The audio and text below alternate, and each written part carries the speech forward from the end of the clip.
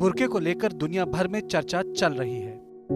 विदेश में ऐसे कई देश हैं जहां बुर्के पर प्रतिबंध लगा दिया गया है।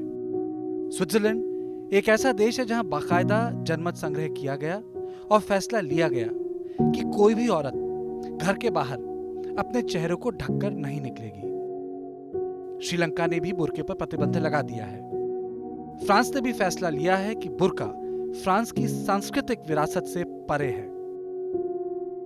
सवाल यह उठता है कि बुर्के पर इतनी राजनीतिक मारपीट क्यों हो रही है।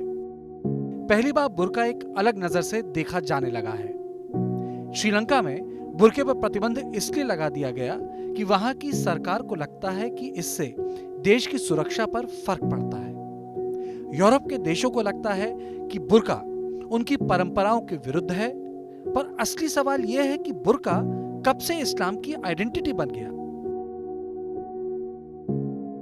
बुर्के का कुरान से कोई लेना देना नहीं है। हर धर्म में आदमी और औरत सर ढकते हैं। कई धर्मों में औरतों को अपना पूरा चेहरा ढकना पड़ता है। बुर्का इस तरह के तौर तरीकों का एक चरम उदाहरण है। लेकिन यहां एक चीज और है। बुर्का, सर ढकना, चेहरा ढकना औरतों की इज्जत से जुड़ी परंपरा मानी जाती रही है। मैं कहता हूं कि ये सब चीजें तकियानूसी हैं। ये सारी बातें तकियानूसी हैं। सब खत्म होना चाहिए। और लोगों ने इसकी जमकर कोशिश भी की। ये सिलसिला आधुनिक युग में मजबूत हुआ। औरतों ने कहा कि सर ढकना सब पुरानी बातें हैं और कंट्रोल करने के लिए बनाया गया था। पढ़ी लिखी औरतों ने सर ढकना बंद किया। इसका स्वागत हुआ। इसको वुमेन मूवमेंट का दर्जा भी मिला। देश विदेश में औरतें खुलकर सामने आ गईं और पुराने विचार के लोगों को अपने जीने के तौर तरीकों में बदलाव लाना पड़ा। यह आजादी औरतों को पहले शहरों में मिली। गांव देहात में दिक्कत अभी भी है, पर विदेश में इसको बहुत सफलता हासिल हुई। लेकिन वक्त के साथ चीजों को सोचने और समझने का तौर तरीका बदलने लगा। कई जगह मुसलमानों की आजादी बढ़ी तो विदेशों में कई जगह मुसलमान जाकर बस गए। ये सबसे ज्यादा अमेरिका, ब्रिटेन, फ्रांस और स्वीडन में हुआ। यहां ज्यादातर लोग पढ़े लिखे थे। यहां बुर्के को और सर ढकने को लोगों ने अपनी पहचान बनाना शुरू कर दिया।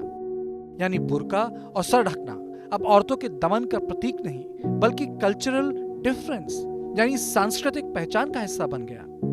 यही कारण है कि अमेरिका में कांग्रेस में कई मुस्लिम मेंबरान सर ढककर जाती हैं। श्रीलंका में भी ऐसा कदम उठाया गया, लेकिन उससे राष्ट्रीय सुरक्षा का अमली जामा पहनाया गया। मेरा मानना है कि बुर्का, पर्दा या घूंघट ये सभी सामंतवादी परंपराओं का हिस्सा है। आदमी और औरत भगवान के घर सर ढककर और सर झुकाकर जाते हैं, लेकिन उसे एक धर्म से जोड़ने की कोशिश नहीं की जानी चाहिए।